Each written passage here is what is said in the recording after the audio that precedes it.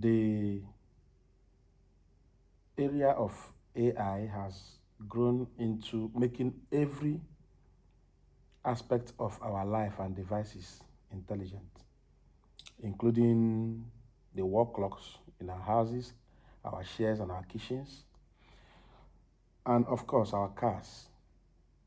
Cars communicate, but then there is this innovation we have presently, that is the plate number sensor communication, which has made the plate number an intelligent device. Now, there is a lady called Jane.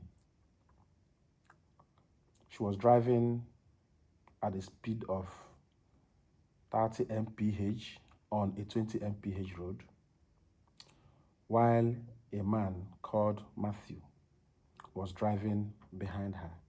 While Jane was driving in that speed, the back door was a little bit opened, and Jane was actually carrying two playful toddlers.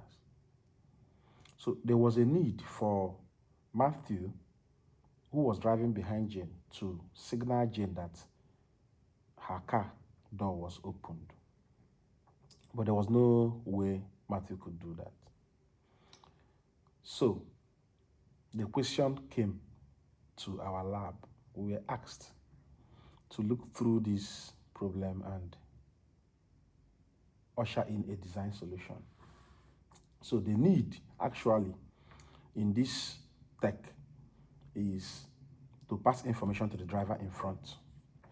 We had to conduct cross-cultural study with UK and Nigerian drivers. And at the end of the day, we found out that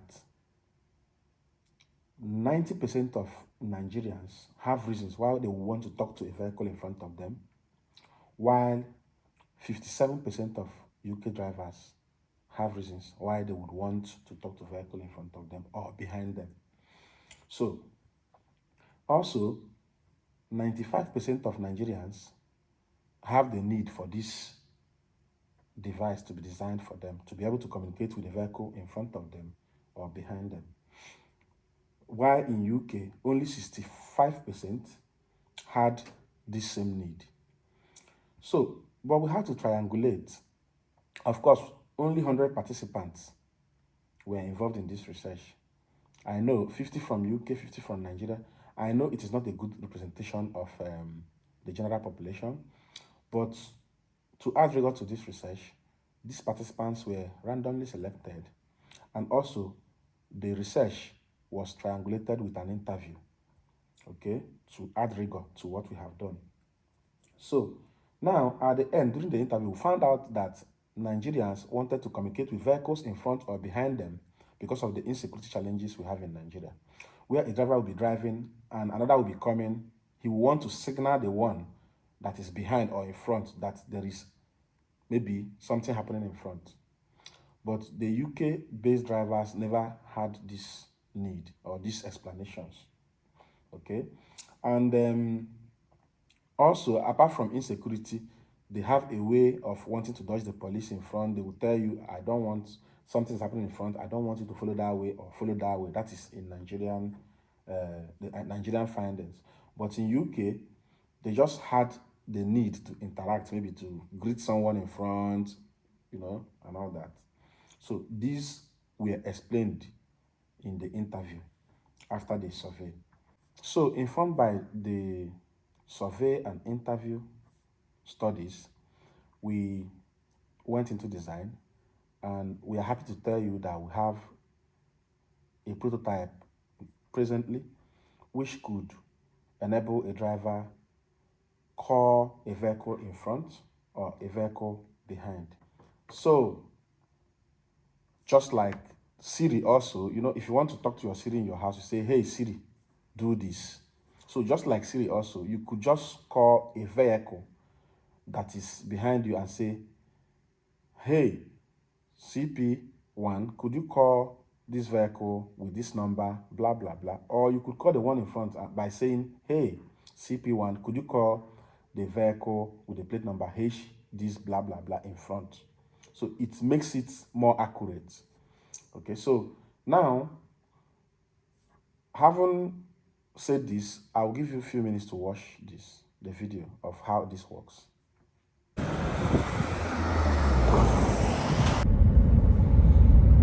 CP1, call GV65NME.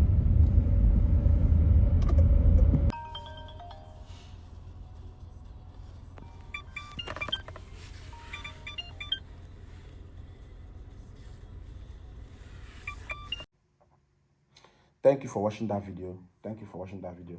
Now, you could see that it works perfectly fine. To be able to obey the rule of DVLA, having taken cognizance of the fact that you don't drive and talk, we are able to add the voice recognition system. So instead of pressing the person's number, just talk with your mouth and then keep driving and just say, hey, this, do this, and it does it. Okay. Also, if you do not want this device, there's no problem. Even if you have bought the vehicle or you've bought a car that it exists. If you have bought a car that will have enabled this device, all you just need to do is to disable it. So it doesn't disturb your driving if you feel it is disturbance, or if you don't want your neighbors to communicate with you, because this is now neighbor to neighbor communication in vehicle. So you could disable it, okay? Having said that, we conducted usability testing with Nigerian drivers and UK drivers, 7 drivers from Nigeria and 7 drivers from UK. And we were able to find out that this device is really needed. Okay, so like the usability study revealed that apart from its lovable functions, it could be fun to diversify its usage for human-to-human communication. You know, instead of just communicating with maybe vehicle, you could also extend the communication within the 15 minutes.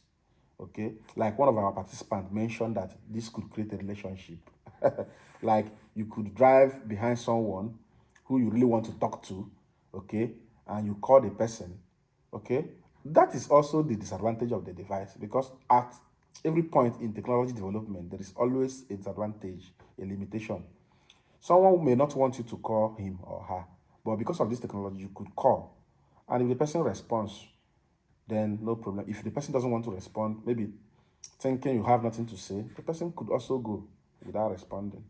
So, but we are just telling you that we have now created this device, a good innovation that will enable cars to communicate. So, I'll be presenting this paper in Portugal next month, and we are hoping that we'll get sponsors that will come and tap into this technology, embed it into their devices for better lives, for security purposes, and for the fun of it. Thank you so much. Otuobi Nice, my name.